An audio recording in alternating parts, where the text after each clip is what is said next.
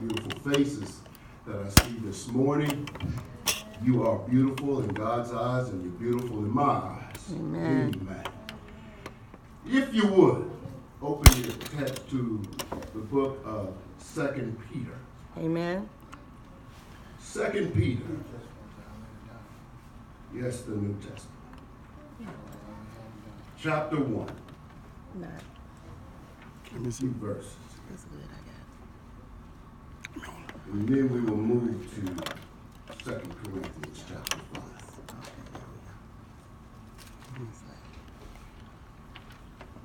it. 2 Peter chapter 1. We will read verses 12 through 15. God is doing a mighty work in this place. Amen.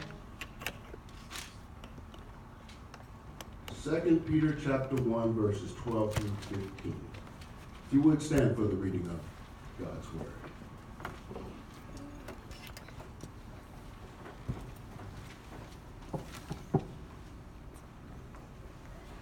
Still hear pages turning. I'll wait. Amen. 2 Peter chapter 1, verses 12 through 15. Oh, thank you.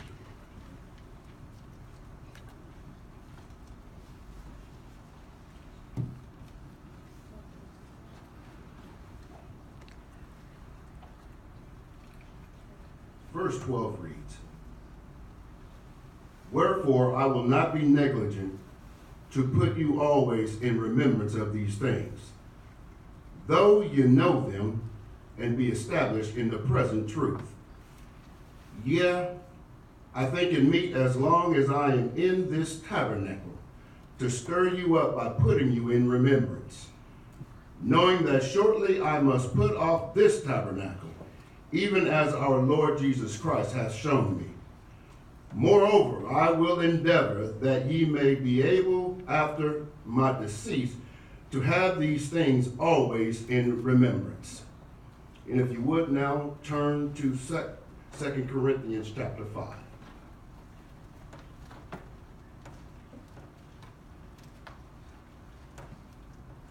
We'll begin at the first verse. 2 Corinthians chapter 5.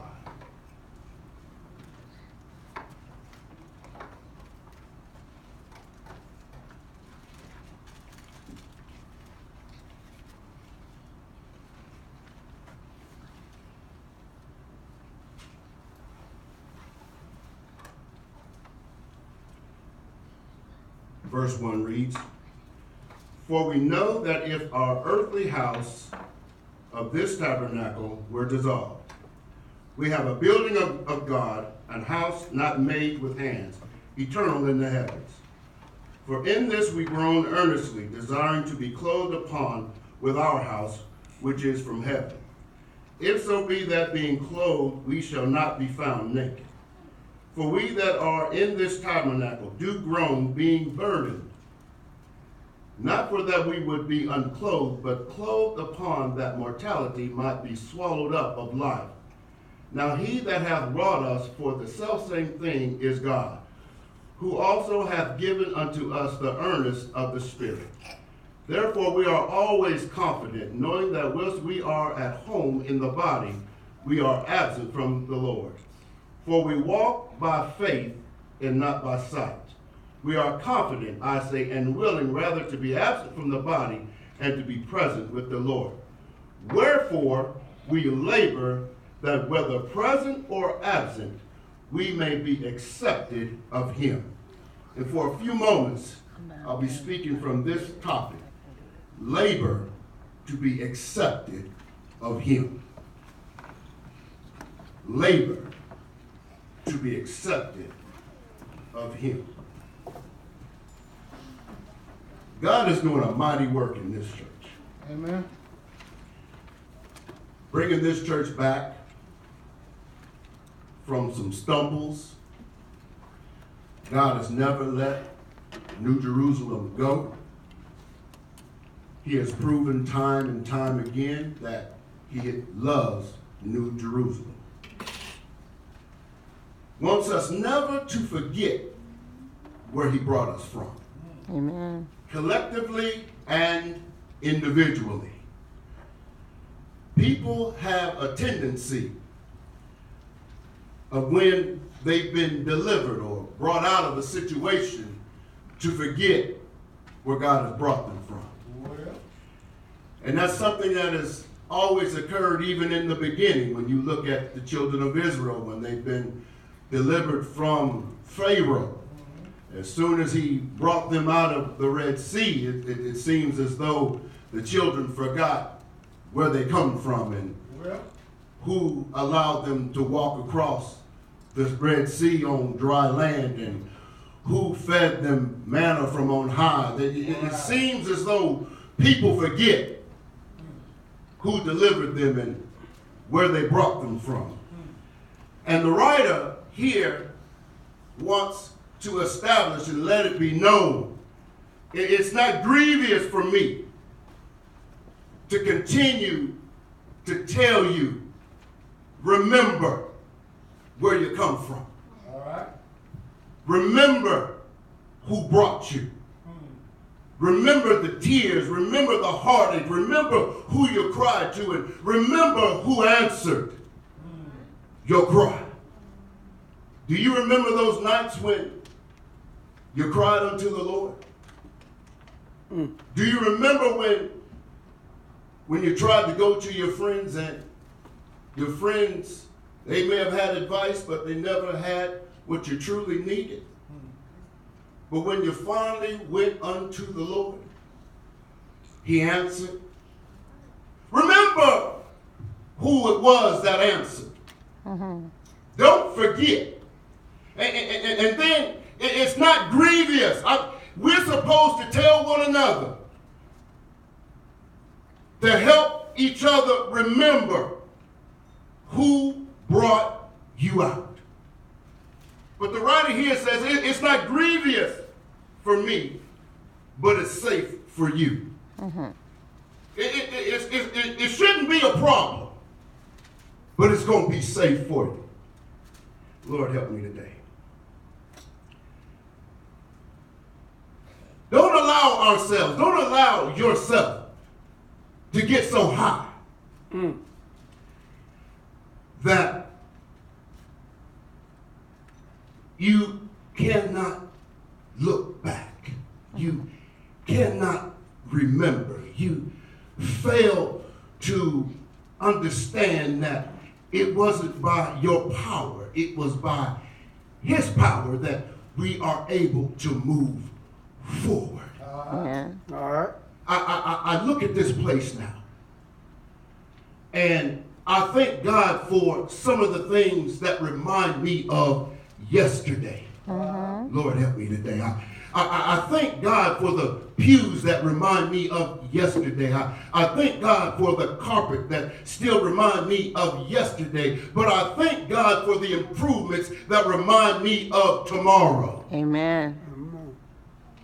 When I look at the pews now and I see a few more faces in the seats, I thank God for the faces that remind me of tomorrow. But I thank God for the things that still remind me of yesterday, the things that remind me of where we come from. That's all right. Yay, help me to do it today. So when we labor, understand that we are laboring, yes, for one another, but you're laboring for God, and you're laboring for your heavenly home, not your earthly home. Yeah. You're laboring for your heavenly home. We have an earthly home, yes, but you're laboring for your heavenly home. These homes here, every day that we're allowed to open our eyes and every day that we're allowed to breathe, we are one step closer to our heavenly homes. But these bodies are one step closer to the dust from which they've come from. Amen. Does that make sense? Amen.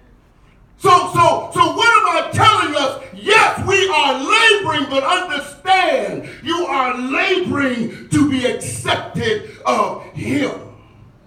So every day that you're blessed, and every day that you have strength, every day that you have the ability to do something positive for the Lord, you do it with a heart that is happy to lift up his name while you have strength, while you have blood running warm in your body. You have the opportunity to labor one more day for God. Amen. What's up? So it's not grievous of me to help you remember where he brought you from. That ought to give you some encouragement to labor for your future one more day. And where is your future? Only you can answer that. But you ought to be excited about it because you ought to know where home is. Amen. Yeah. Well, let's look at this. I will not be negligent, and I will always put you in remembrance of these things. Every day we see one another. We ought to tell each other something about helping one another remember where you come from. Do you remember when you used to struggle, but now we're a little stronger? Do you remember when we used to have to put sandwiches together, but now we can go out and eat? Do you remember when we used to have 3 and 4 beds in one room, but now everybody got their own bedroom? Do you remember? Do you remember?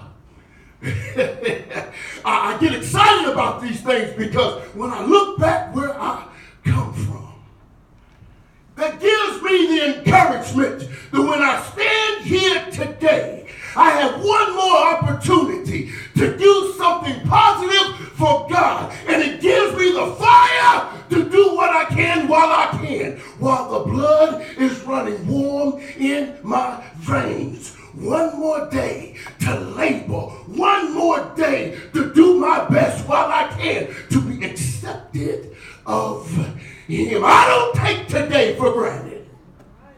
Yeah. I don't take this opportunity for granted. Somebody woke up this morning and took this day for granted. I don't do that. And neither should you. Let me help you. Do you remember where you come from? When you think about your earthly tabernacle, a tabernacle is a church. And yes, a tabernacle is your fleshly body. I continue to tell this church body that each and every body in here is a church. And they represent not only this body, but they represent the God that they trust and believe in. Amen. So when you labor, understand you're laboring for a God that you trust and believe in. And here's the question. When you work, are you giving him a work that you know that he would truly accept unto him? Every day you wake up, every day you brush your teeth and put on your clothes and get in your car and you go to work, are you giving him a work? Do you tell somebody that God lives? Do you tell somebody that God is good? Do you show somebody that God is in your life? Does the light shine from your lighthouse? Would God be accepted? Would he accept your light, your works? Are you giving him a work that would be accepted of him? Amen. It's quiet. But I sure love it. It's quiet, but we're going to lift up his name anyway. Amen. Because when you leave this place, you will not be the same. When you leave this place, God will put something on your heart and on your mind that will make you leave here changed. And make you leave here with a mind that is made up to give him a work that would be accepted of him. Amen. Yeah! He's too good to us. Yes, sir. You know where he brought you from. Let me help you.